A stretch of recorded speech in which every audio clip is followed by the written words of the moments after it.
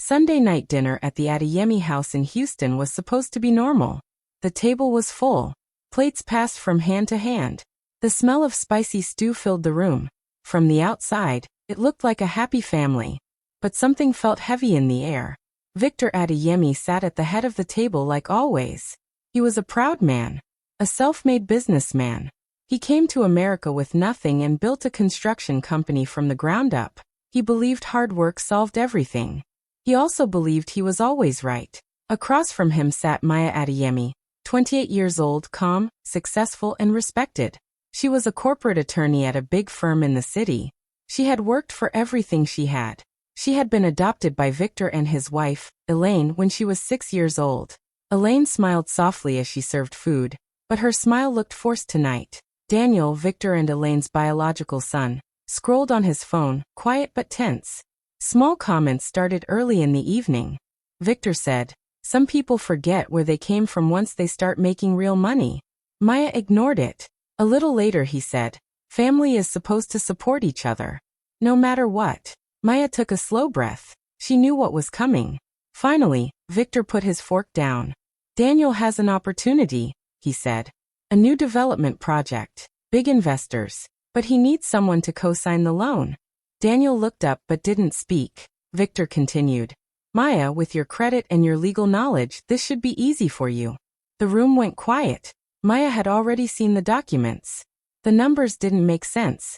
The project was risky. The company was already struggling. Co-signing would tie her to possible fraud. "I can't," she said calmly. "It's not financially safe. And some of the paperwork isn't clean." Daniel's face tightened. Victor stared at her like she had just insulted him. "Not safe," Victor repeated. "You think I would put my family in danger?" "I think it's a bad decision," Maya replied gently. "I'm trying to protect all of us." Victor's voice grew louder.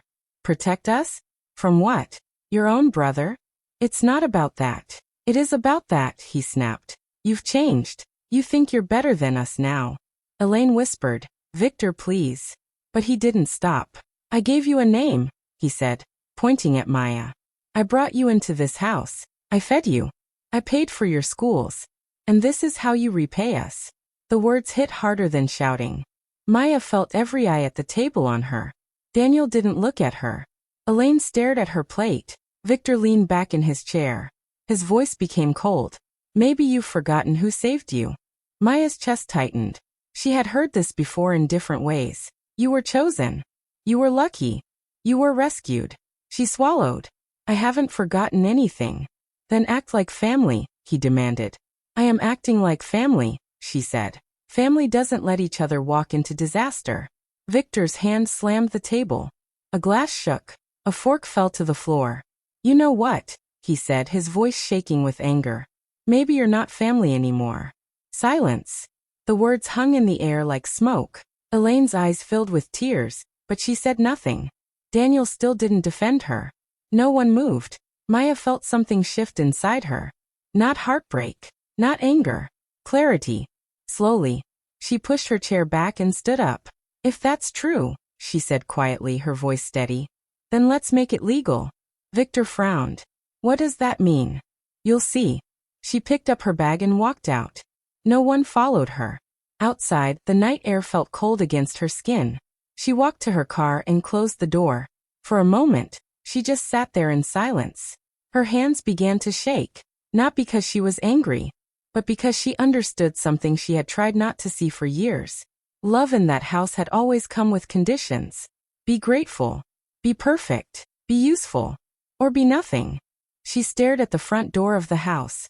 The place she had called home since she was 6. The place where she was told she was chosen. What happens when the child you rescued becomes the one you try to erase? Her phone buzzed with a message from Victor. "Think carefully about your decision. We can fix this." Maya closed her eyes. She whispered to herself, "Okay, I'll sign the papers." Her voice was calm now. "We don't yet know what papers she means. But whatever she signs will change everything." Maya was born in Baltimore.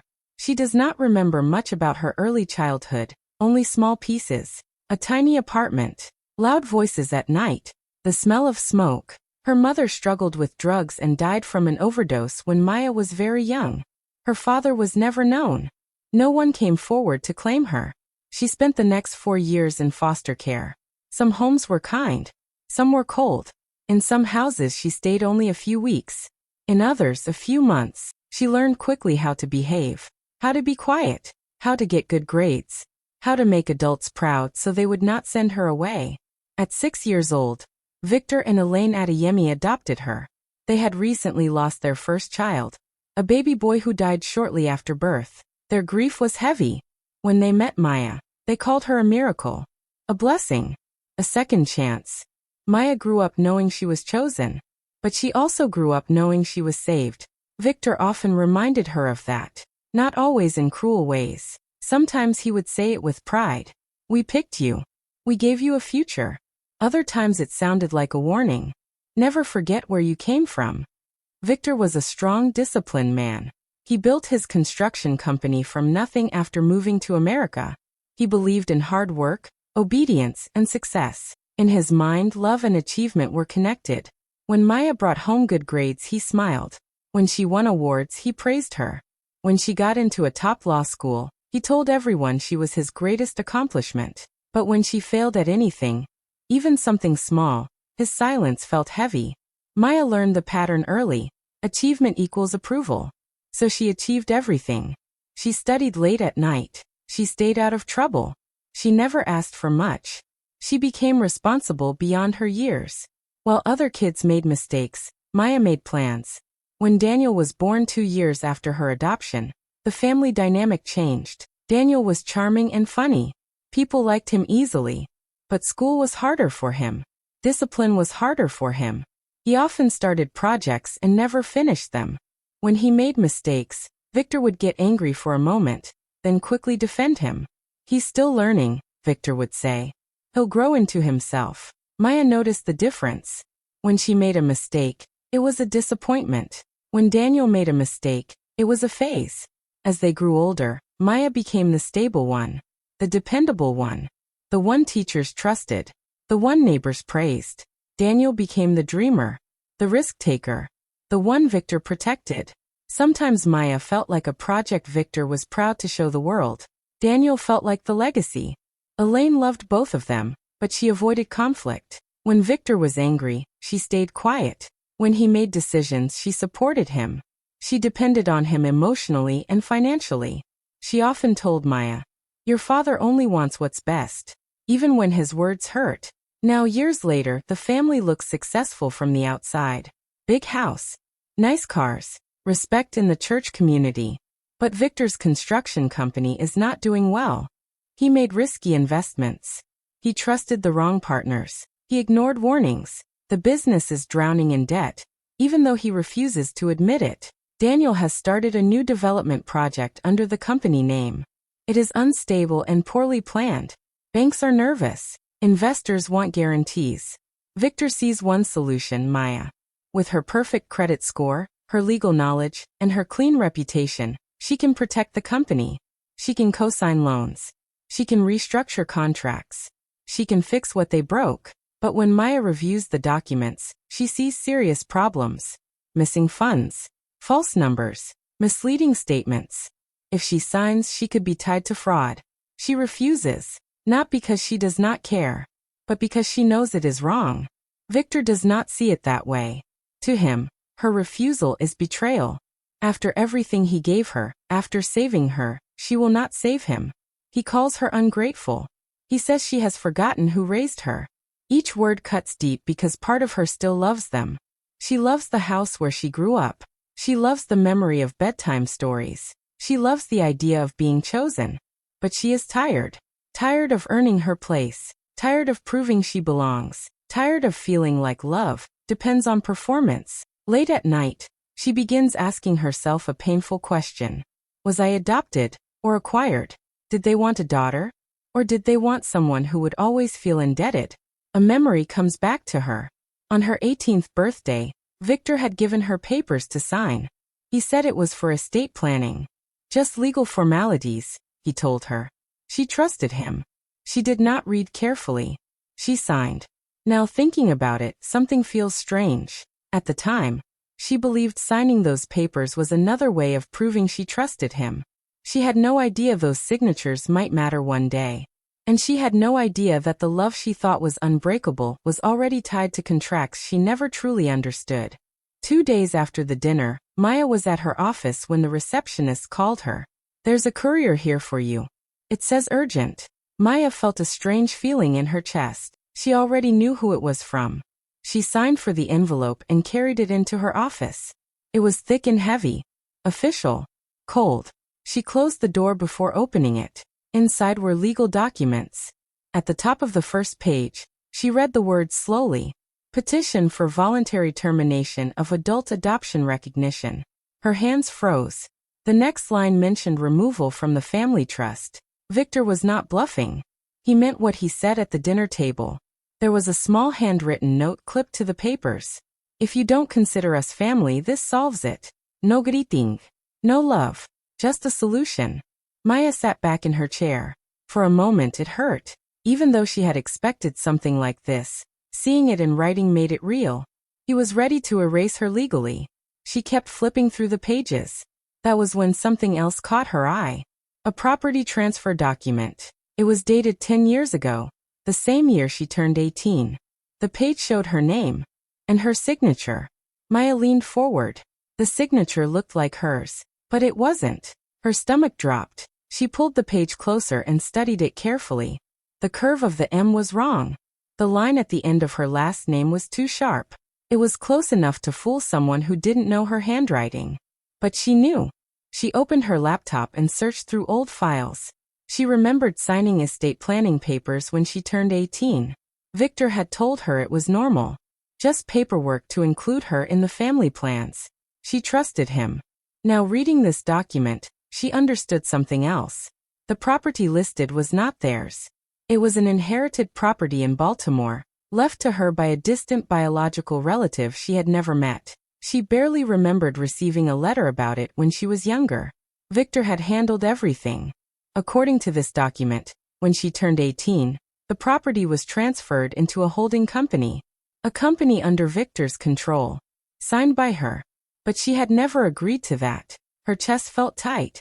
This was not just about being removed from the family. This was not just hurt feelings. This might be fraud. She stood up and walked down the hall to speak with one of the senior litigation partners at her firm. Someone she trusted. She showed him the documents. He read them slowly, his face serious. "If you sign the termination papers," he said carefully, "you walk away from the family trust. Clean break. No claims. Nothing." Maya nodded. She expected that. But this, he tapped the property transfer page. "If this signature is forged, that's a crime. That changes everything." Her mind started moving fast. "Can I prove it?" she asked. "With forensic handwriting analysis?" "Possibly," he said. "But understand something. If you go down that road, this won't stay private. It becomes legal. Public." Maya sat quietly. Then it hit her. The dinner wasn't just emotional. It was strategic. Victor needed her out of the trust, out of the picture. Before she looked too closely at the past, before she questioned what happened when she turned 18. He didn't explode because she refused to help. He exploded because she had stopped being easy to control. Maya felt something shift inside her again. The same clarity she felt in the car that night. She picked up the termination papers and held them in her hands. "I'll sign," she said softly. The partner looked surprised. "Are you sure?" "Yes," she replied. She would sign. But not quietly. Maya signed the termination papers without hesitation. She did not cry while signing. She did not shake. She simply wrote her name carefully and sent the documents back. At the same time, she began the next step. She filed for a forensic handwriting analysis on the property transfer document. She also opened a civil investigation into the ownership history of the Baltimore property. She did everything by the law. Professional. Careful. This was no longer just a family argument. It was a legal matter. When Victor received notice of the investigation, he called her immediately. His voice was loud and angry. "How dare you?" he shouted. "After everything I've done for you." "You forged my signature," Maya replied calmly. "I protected this family," he snapped. "You're ungrateful. If you push this, I will expose everything. Don't think I won't. Expose what? She asked quietly. He hung up. The next call came from Daniel. He sounded different. Not angry. Scared. Maya, please, he said. The company is already collapsing. Investors are nervous. If this investigation becomes public, we're finished. You used my property as collateral, she said. I didn't know the details, he replied quickly. Dad handles that stuff. But you signed the loan documents, she reminded him. There was silence. Just drop it, he whispered. We can fix this privately. Maya closed her eyes. It was never private. A few days later, Elaine showed up at Maya's apartment without warning. When Maya opened the door, her mother looked smaller than usual. Tired. Her eyes were red from crying. Can I come in? Elaine asked softly. They sat at the kitchen table. For a moment neither spoke. Please stop this, Elaine finally said. You're going to destroy the family. I didn't start this, Maya answered. Your father made mistakes, Elaine admitted. But he did it for us. For Daniel. For stability. He stole from me, Maya said quietly. Elaine's voice broke. We thought it was temporary. Just until the business recovered. Maya repeated. Elaine looked down at her hands. And in that silence, Maya understood. You knew, Maya said. Elaine nodded slowly. He told me it was necessary. I believed him. The words felt heavier than any accusation. Maya wasn't hurt because of the money. She wasn't even angry about the business. She was hurt because the woman who once held her and called her miracle had signed off on taking something that belonged to her. The property was not just land. It was the only thing left from her biological family. The only piece of her past that was truly hers. And they had used it. Soon, the church community began whispering. Friends stopped calling. Relatives sent messages saying she should respect her father. Some accused her of being selfish. Others said she had forgotten where she came from. She's attacking her own father, someone posted online. Maya started to doubt herself at night. She would sit alone in her apartment, staring at the ceiling. Was she going too far? Was this pride? Was she really destroying her family? Then the forensic report came back. The signature was confirmed as forged. Clear evidence. There was no mistake. Victor had signed her name without her consent. Not once, but multiple times on supporting documents.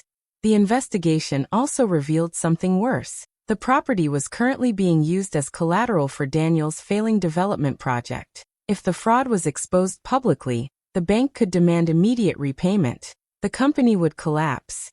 Victor could face criminal charges. Everything they built could fall apart. Daniel asked to meet her in person. They sat in a quiet cafe. For the first time, he looked honest. He always treated you different, Daniel said suddenly. Maya looked at him carefully. Different how? Because you were better than me, he said without anger. Smarter. More disciplined. More successful. That's not true, she replied. It is, he insisted. He pushed you harder because you delivered. And he protected me because I didn't. Daniel stared into his coffee. He resented your independence. You didn't need him the way he needed you to. Maya felt something click inside her. He needed me dependent, she said slowly. Daniel nodded. It made him feel powerful. They sat in silence. I never wanted this, Daniel added. But I also never stopped it. Maya went home that night and finally broke down. Not screaming. Not dramatic. Just quiet tears. She cried for the little girl who thought being perfect would guarantee love. She cried for the teenager who signed papers without reading them because she trusted her father. She cried for the woman who still wanted her mother to choose her over fear. But after the tears came something else. Peace. This was not revenge. Revenge would be loud. Angry.